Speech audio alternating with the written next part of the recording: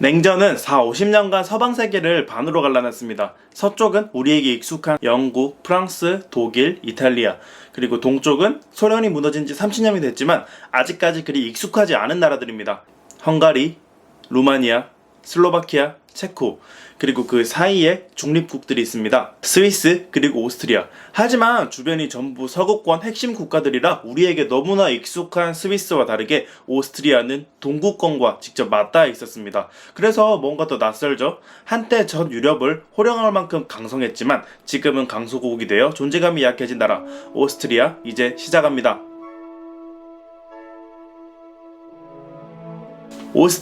오스트레일리아와 헷갈리는 이 나라의 진짜 이름은 웨스터라이히입니다. 동쪽 땅, 동쪽 나라라는 뜻으로 게르만 문화권 중에 동쪽에 있는 편이라 붙은 이름이에요. 오스트리안 그 웨스터라이히를 라틴어로 음차한 게 영어로 이어져 내려오는 거고요.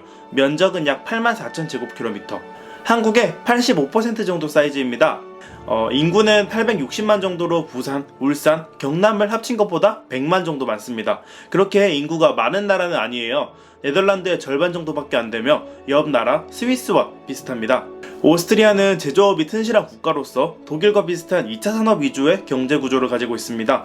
GDP는 약 4,600억 달러로 태국, 벨기에보다는 작고 아르헨티나보다는 큽니다. 한국이 오스트리아보다 3.5배 정도 커요. 반면 1인당 GDP는 거의 5만 달러로 굉장히 높은 편이고요.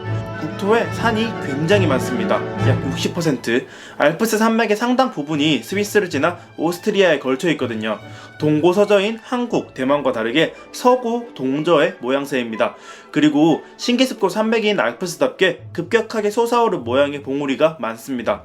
한국의 뭉툭한 산들과 다르니만큼 우리에게는 굉장히 이색적인 모양입니다. 오스트리아의 여러 지역을 알아보기에 앞서 간단하게 오스트리아를 짚는 키워드 몇 가지를 소개하고 싶어요. 첫 번째는 음악과 문화입니다. 각 나라마다 좀 잘하는 예술 영역이 있어요. 프랑스 하면은 미술이고 영국 하면은 문학이고 뭐 그런 식이죠. 독일 하면은 역시 음악. 문명의 그물에서 조홍식 교수님은 이렇게 설명해요. 이미 중앙 집권적인 체제가 구축된 영국, 프랑스에서는 음악의 수요가 수도와 궁정에서 제한적으로 발생했다. 하지만 근대까지 계속 분열되어 있던 독일, 이탈리아에는 수많은 지역의 왕, 영주들이 각자 자신의 악단을 부여하길 원했고 또 그런 음악 수요가 폭발하면서 음악계는 경쟁하면서 발달했다. 독일 편에서도 나왔지만 이 도이치 문화권, 즉 게르만 문화권은 지금의 독일, 한 나라에 국한된 게 아닙니다. 오스트리아는 독일과 신성 로마 제국이라는 공통의 역사를 공유해요. 그리고 오스트리아 대공국은 중세 이후 신성 로마 제국의 황제를 대대로 해먹은 합스부르크 가문의 영지였고요.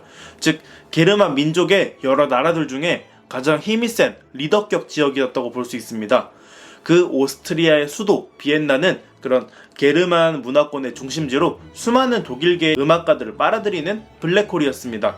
유명한 춤곡 형식인 왈츠가 오스트리아에서 탄생했으며 베토벤, 모차르트, 요한 슈트라우스, 슈베르트 등 빼어난 독일계 음악가들이 여기 빈에서 활동했어요. 2021년, 지금은 좀 안 그래 보이지만 19세기, 20세기 초 비엔나는 프랑스의 파리에 버금가는 유럽의 문화 수도였습니다. 잘츠부르크에서 온 모차르트, 본에서 온 베토벤, 함부르크의 브람스, 체코의 구스타프 말러, 오스트리아 출신인 요한 슈트라우스 1, 2세나 슈베르트는 말할 것도 없죠. 물론 21세기 지금은 실제로 음대생들의 유학 빈도는 독일이 더 높지만 모차르트, 베토벤의 2연타 그리고 다른 그 대중음악가들로 쌓인 이미지가 그렇다는 거예요. 음악의 도시 비엔나, 음악의 나라 오스트리아. 또 두 차례 세계대전이 독일에게 가져다준 막장 악마 이미지도 오스트리아는 피해갔어요. 1차 세계대전 이후 큰 제국이 해체되고 그 이후로는 국력으로 영 쩌리 신세였으니까요. 미디어들도 그런 편이에요. 독일이 배경인 영화다 하면 일단 전쟁이 제일 먼저 생각나죠. 수많은 2차 대전 배경 영화와 드라마 그리고 홀로코스트를 다룬 미디어들 바스터즈, 쉰들러 리스트, 작전명 발키리 조금 다 칙칙해요. 채도가 낮다고 해야 되나? 근데 오스트리아는 일단 생각나는 게 사운드 오브 뮤직, 비포 선라이즈 되게 말랑말랑하고 채도가 높아요. 이 미디어가 여행 산업에 끼치는 영향 절대 간과할 수 없죠. 냉정과 열정 사이를 보고 그 얼마나 많은 사람이 일본의 피렌체로 갔던가요. 저도 그 비포 선라이즈 뽕에 빠져서 그대로 그 루트대로 비엔나를 돌아다녀 본 적이 있는데 너무 좋더라고요. 알프스 하면은 가장 먼저 떠오르는 나라는 스위스입니다.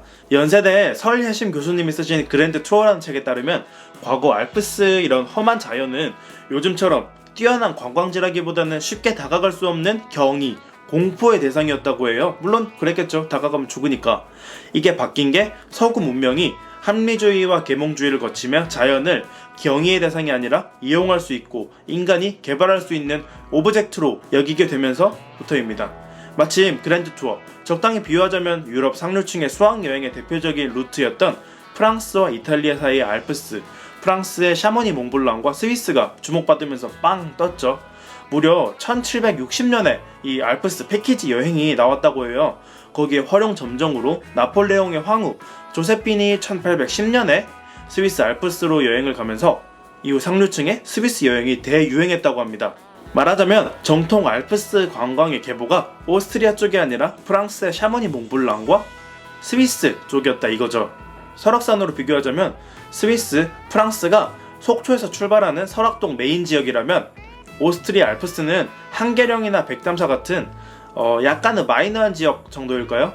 물론 머나먼 동아시아에서 보는 이미지가 그렇다는 거예요. 그거는 그거고 20세기를 지나며 여행 수요가 일반 대중들에게도 퍼져나갔고 알프스에는 수많은 레저 시설들이 만들어졌습니다. 오스트리아 서부 역시 예외는 아니고요. 특히 소득이 높고 연가 기간이 긴 유럽 내부에서 많은 여행객들이 찾아오는 편입니다. 레저가 메인이 아닌 일반 여행에서도 국토의 약 60%를 차지하는 알프스 덕분에 빈에서 조금만 서쪽으로 가면은 어떻게든 알프스를 조금씩은 감상하게 돼요. 짤츠부르크에서도 할슈타트에서도요. 자, 이제 오스트리아에 어떤 지역들이 있나 알아볼게요. 비엔나는 오스트리아의 수도입니다. 유서 깊은 건물들과 궁전, 음악당, 박물관들이 넘쳐나는데 아마 유럽 대도시의 스테레오타입 하면은 정말 잘 어울리는 도시가 여기일 거예요. 파리나 런던, 로마 이런 데는 너무 국제화된 감이 있죠. 또 다른 서유럽 대도시보다 굉장히 동쪽에 있습니다. 오스트리아 안에서도 동북쪽 끄트머리니까요. 이 위치 덕분에 과거 터키를 근거지로 한 오스만 제국이 강성해졌을 때 빈이 이런 이민족들에게 포위되기도 했습니다. 도시 안에서 동방 양식이라던가 그런 거는 없지만 구 동구권과 그리고 동유럽에 맞닿은 도시의 위치 자체로 묘한 분위기를 풍기는 곳입니다. 벨베데레 궁전에 있는 클림트의 키스, 정말 유명한 작품이지만 해외 반출이 되지 않아서 오직 여기서만 볼 수 있다고 하죠. 이거 때문에 사람들이 엄청 많이 찾아오기도 하고요. 또 아까 잠시 앞에서도 언급했는데 비포 선라이즈의 배경이 바로 오스트리아 비엔나입니다. 미국 남자 에단 호크랑 프랑스 여자 줄리 델피는 파리행 기차에서 우연하게 만난 다음 마음이 맞아 비엔나에서 같이 내립니다. 그리고 다음날 아침 같은 기차가 다시 오기 전까지, 즉 선라이즈 일출 전까지 비엔나에서 하루를 보내게 되는데 너무 말랑말랑해요. 오스트리아가 가진 문화적 역량을 가장 잘 보여주는 도시가 바로 비엔나입니다. 대도시이기도 하고 또 볼 게 많아서 며칠을 머물러도 제대로 다 구경하기 쉽지 않을 만큼 좋은 동네고요. 독일 국경 코앞에 있는 잘츠부르크는 모차르트의 고향입니다. 그 모차르트 덕분에 엄청나게 유명한 음악제인 잘츠부르크 페스티벌도 몇백 년 뒤에 태어났고요. 하지만 그 명성에 비해 인구는 정말 적은 편입니다. 15만. 주변 광역권을 따지려고 해도 다 풀밭의 언덕의 산이라 뭐가 없어요. 이만큼 넓은 잘츠부르크 주로 따져도 한 50만 정도? 작은 유럽 소도시들이 그런 것처럼 시내 핵심 관광지들이 몰려있는 편이라 딱 도심만 보고 간다면 하루 이틀 만에 적당히 보고 갈 수도 있습니다. 호헨잘츠부르크 성과 모차르트 광장을 중심으로요. 물론 그게 끝은 아니고 약간 교외에는 운터베르크 같은 알프스, 아이스리젠발트 같은 동굴이나 헬브런 궁전 같은 좋은 관광지도 많아요. 또 잘츠부르크 주는 알프스 산맥을 많이 끼고 있는 지역이라 잘츠부르크 도시 남쪽으로는 스키장 같은 레저 시설도 굉장히 많고요. 또 사운드 오브 뮤직 배경이 바로 잘츠부르크라 여기 사운드 오브 뮤직 투어 버스도 있어요. 그리고 그 유명한 호수마을 할슈타트 역시 짤츠부르크에서 연계하기 쉽습니다. 중부 유럽 소도시 여행하면은 바로 위에 체스키, 크롬로프와 더불어 투탑이죠. 주는 조금 다르지만 근처예요. 아주 근처는 아니고 좀 근처. 이 여름에 짤츠부르크 페스티벌도 있고 알프스도 많이 끼고 있고, 그래서 짤츠부르크 주는 의외로 수도인 비엔나보다 여행객들이 더 많이 찾아오는 지역입니다. 오스트리아 전체에서 2위예요, 2위. 그럼 1등 어디냐? 바로 서쪽 알프스를 제대로 낀 티롤주입니다.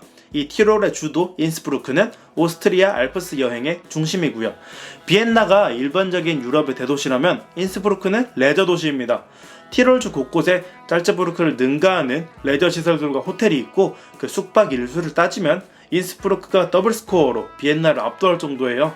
이 우리 머나먼 아시아 사람들은 잘 느끼기 힘들지만요. 이 지역을 찾는 사람들은 주로 오스트리아 내국인이나 독일, 네덜란드 등 근처 독일 문화권 사람들이에요. 이런 것 같아요. 스키는 좀 작정하러 타고 가는 거죠. 유럽 여행 중에 그냥 하루 이틀 들러서 타고 가기는 좀 까다로워요. 근데 유럽에 겨울 스키 여행을 갈 만큼 여유로운 사람이 잘 없잖아요. 그래서 한국 근처에 일본 홋카이도란 훌륭한 스키 성지가 있는 한, 그리고 한반도가 갑자기 유럽으로 순간이동하지 않는 한, 저 멀리 인스브루크에 스키 타러 여행 가는 사람은 그렇게 앞으로도 많지는 않을 것 같습니다. 반면 비엔나나 짤츠부르크는 레저가 아니라 일반 여행에서도 쉽게 즐길 수 있고요. 물론 그런 레저 수요를 빼더라도 신성 로마 제국 시기부터 있던 도시인 만큼 도심 자체는 역사가 깊고 예쁜 편입니다. 조금 작지만요. 이 아래에도 몇몇 도시가 있습니다. 그라츠나 클라겐푸르트. 물론 예쁜 도시지만 존재감이 조금 밀려요. 제 생각에 일단 확실한 컨셉이 좀 부족한 것 같습니다. 알프스의 인스브루크, 모차르트의 짤츠부르크, 문화수도의 비엔나. 글쎄요, 나중에 한 10년, 20년 뒤에 그런 지역을 배경으로 하는 뭔가가 빵 터지면 이야기가 달라질 수도 있겠죠? 일반적인 오스트리아 여행의 축은 명확합니다. 비엔나에서 짤츠부르크. 거기에 알프스가 목적이라면 인스브루크가 추가될 수도 있죠. 근데 겨울 레저 여행으로 유럽까지 가는 사람은 잘 없으니 메이저 루트에서는 주로 빠지고요. 비엔나에서는 두 가지 선택을 할 수 있습니다. 동쪽의 헝가리 부다페스트냐, 아니면 북쪽의 체코 프라하냐. 독일과 거의 붙어있는 프라하는 드레스덴, 멀리는 베를린까지 이어집니다. 이탈리아 반도에서 알프스를 넘어 오스트리아로 왔다면 다시 서유럽으로 크게 돌아가는 루트에 속하죠. 동선이 자연스러워요. 프라하가 워낙 예쁘고 유명하기도 하고요. 반면 반대쪽의 부다페스트는 일반적인 유럽 여행에서는 동쪽 끝입니다. 그 너머 세르비아나 루마니아, 우크라이나로는 잘 넘어가지 않죠. 때문에 기차로만 이동한다 했을 때 동선이 약간은 부자연스러워지는 편이에요. 다시 비엔나로 돌아와야 되니까. 짤츠부르크나 인스브루크에서도 선택지가 있습니다. 여기에 왔다면 보통 독일 미넨에서 아니면은 북이탈리아에서 넘어온 걸 텐데, 그냥 가던 길 독일로 그냥 쭉 올라가거나 이탈리아 내려가거나 아니면은 동쪽 비엔나로 빠지거나. 저라면 비엔나로 가는 거를 추천하겠습니다. 진짜 그럴만한 가치가 있는 곳이에요. 네, 오스트리아 비디오는 여기까지입니다. 오스트리아 되게 좋아요. 독일 문화권의 말랑말랑한 이미지를 다 가져왔고, 또 스위스 알프스도 좋지만 초유명한 장소는 조금 싫어하는, 약간 마이너한 감성을 추구하는 사람들에게 정말 어울리는 나라입니다. 감사합니다. 여기까지 트립 콤파니입니다.